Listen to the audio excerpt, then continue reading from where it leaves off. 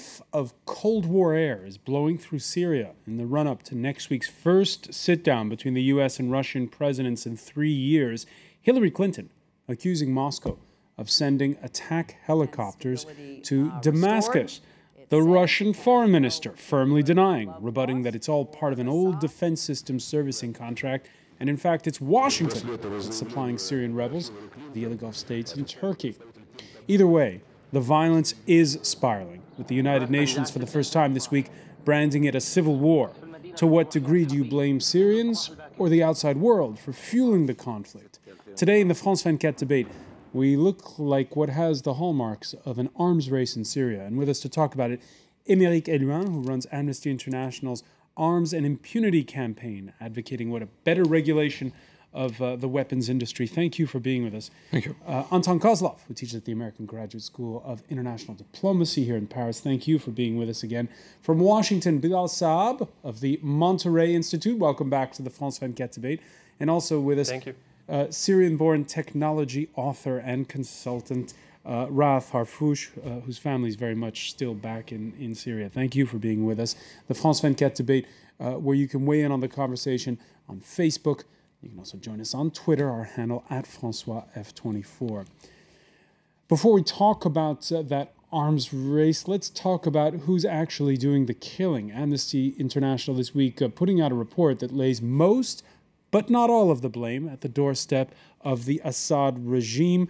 Émeric Eluin, you did extensive interviews over a period of 2 months with people inside Syria. Yeah. We have asked the Syrian government to have the authorization to go on the territory. But after different refusals, we have decided to envoy a team in the North Syria in security conditions very difficult. In the North Syria, we have collected a lot of interviews, testimonies about all the gross violations of human rights caused by Syrian governments. But also we have not that some human rights violations are caused by the armed opposition. So we see the situation evolve very quickly. And Amnesty saying that there are incidents also of rebels kidnapping and killing captured soldiers and pro-government militiamen known as Shabihas. Yeah, right. So we see that the opposition army is in front of a problem, and the situation does not evolve. So they push the violence against the fighter, and it's a way to revenge about families, relatives. So I think we can think that this situation can more difficult for opposition army. More difficult. Raaf Harfouch, we're now 15 months into the conflict. Is this a self-fulfilling prophecy, what we're describing here? I think it's just a very complicated situation that a lot of people are trying to oversimplify, and wrongfully so. I think to reduce this question as to whether or not the conflict is happening between the opposition and the regime leaves out a lot of third-party players that also have their own agendas. And so I think that everyone is just devastated by the emotional toll and the physical toll and the lives that have been lost during these last 15 months. But ultimately, everyone is trying to look forward to see with some type of solution on the horizon, and I don't really think there is one right now. All right, a bleak outlook, and of course, adding to all of this is the question of weapons. Now, this week, the world's largest arms fair has been taking place right here in the French capital, and one stand in particular has been drawing a lot of attention, as you'll see in this report read by Kate Williams. A shrine of toys to commemorate the children being massacred in Syria. Dozens of bloody teddy bears and dolls have been put on display by human rights activists in Paris. The exhibition's intended to draw attention to what's going on under Bashar al-Assad's regime. Whether it's children or civilians, people are being shot at indiscriminately. Even those minding their own business are being killed. There are snipers everywhere, especially in urban areas. They'll shoot anyone. It's a way for the regime to punish those who've dared to rise up against al-Assad. These activists believe the Syrian president is killing his own people, aided by countries who are selling him weapons.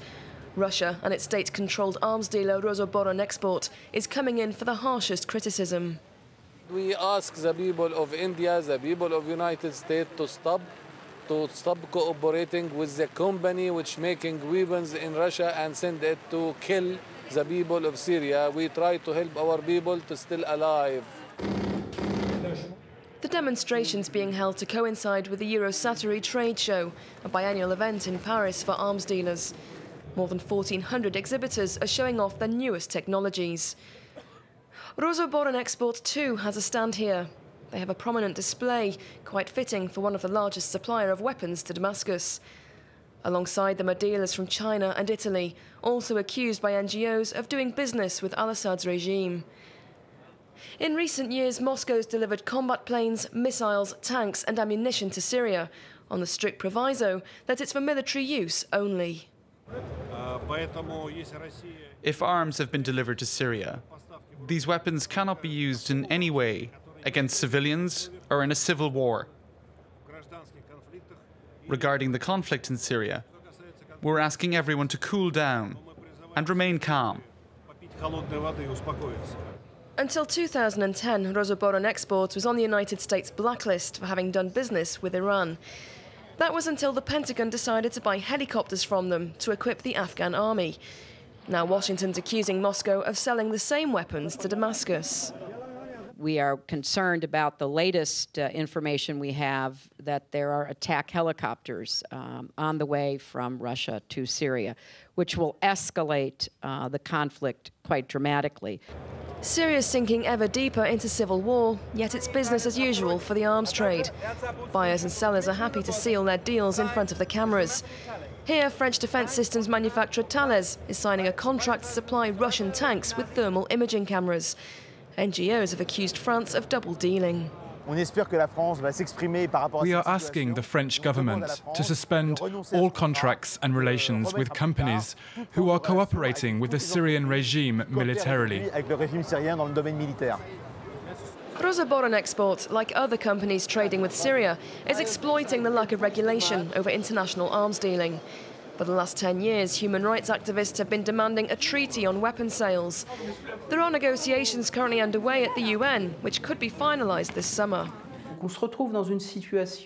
There's a growing consensus that such a treaty will be signed.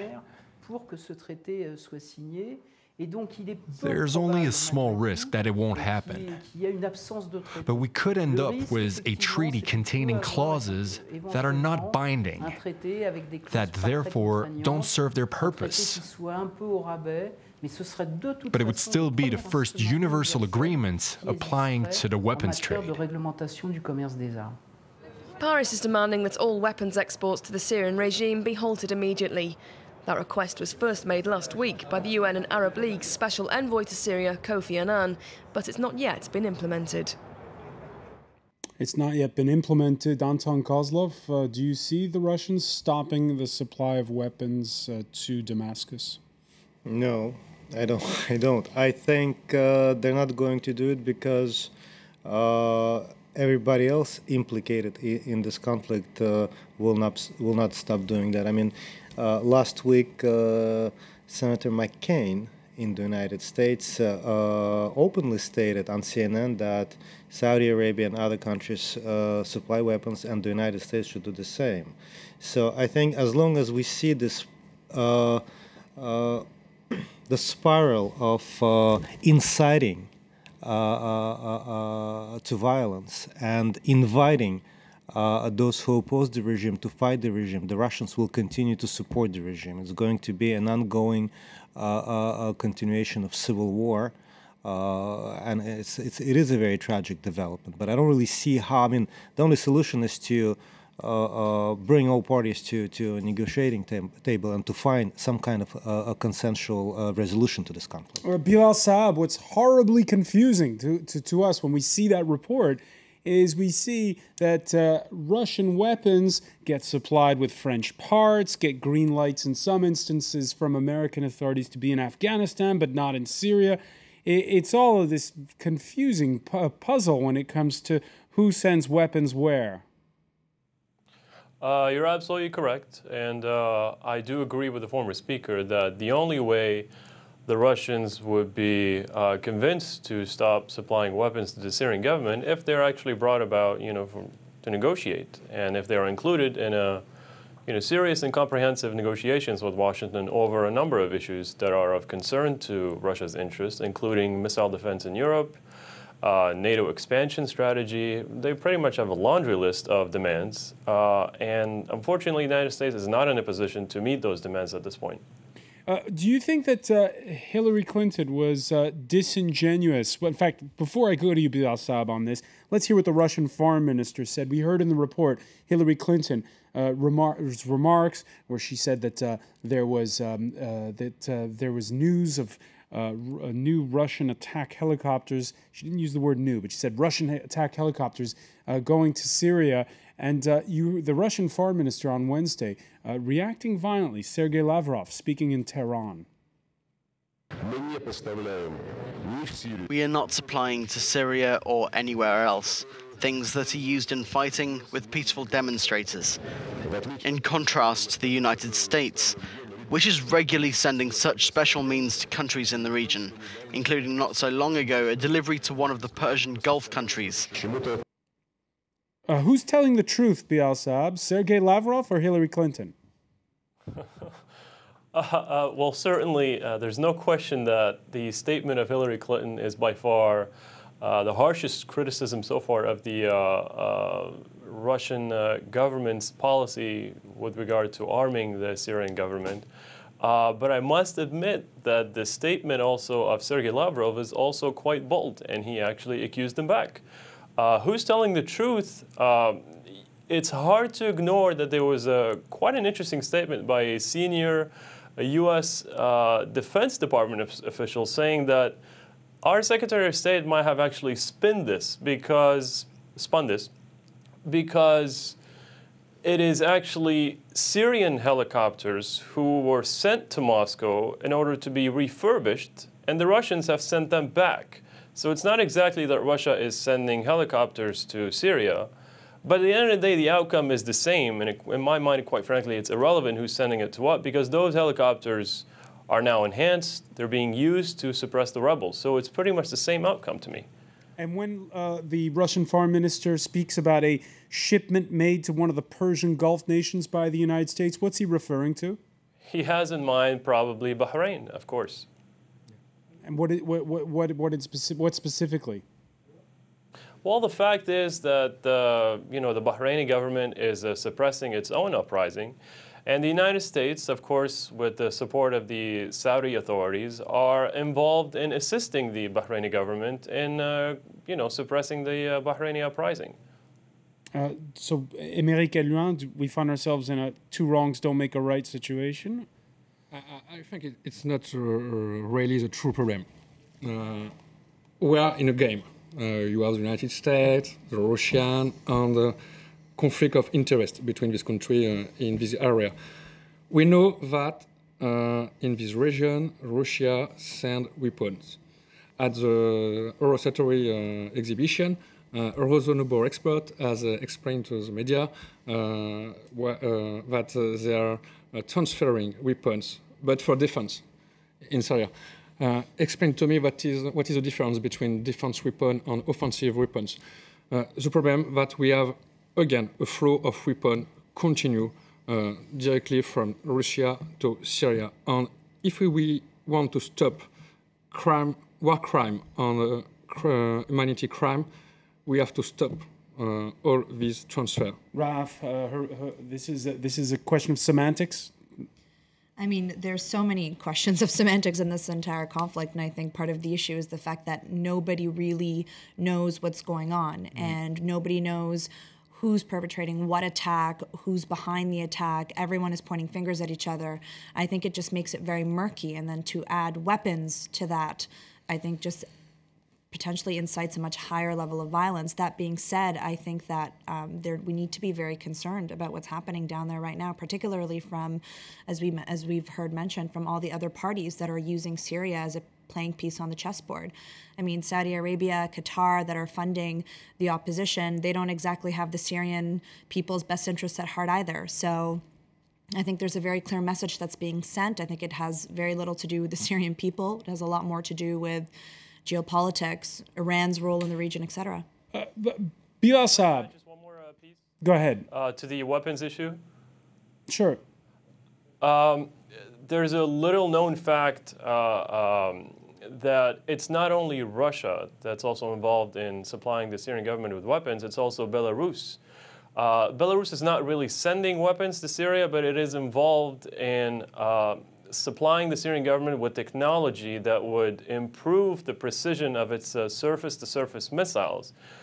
Specifically, they're sending them basically fiber optic gyroscopes, which essentially, like I said, is technology that would improve the precision of their surface-to-surface missiles. So it's not just Russia, it's also Belarus. And when you look at the tactics, Anton Kozlov, we saw again more images this Thursday of the city of Homs, of being battered in some parts. It reminds people a lot of Grozny in Chechnya. Well, firing indiscriminately on areas where there's civilians. Sure. I mean, the war in Chechnya, the first and the second war, were similar. But I think it's also it is important I think to keep in mind that what are the options do they have? Of course, one option that I've been advocating here since I've been coming here is to negotiate. But I mean, when you have, imagine the city of Paris rebelling against the government of France, I mean, what is going to happen? When you have a situation like that, what are the options? I mean, from a purely militarily point of view, I mean, I don't know. I mean, certainly I'm not in any way inviting that or accepting that or legitimizing that, but it's a war situation right now that we have there. I think the most important thing. And there's no option to a war situation? No, the only option is to negotiate peace. That's the only possibility. When we come back, we'll talk about negotiations, because you have on the one hand the spike that we've seen in recent weeks in the conflict, and on the other hand, an important date on the calendar at the start of next week. U.S. President Barack Obama sitting down with Vladimir Putin, the Russian president, for the first time in 3 years. Stay with us. This is the France 24 debate.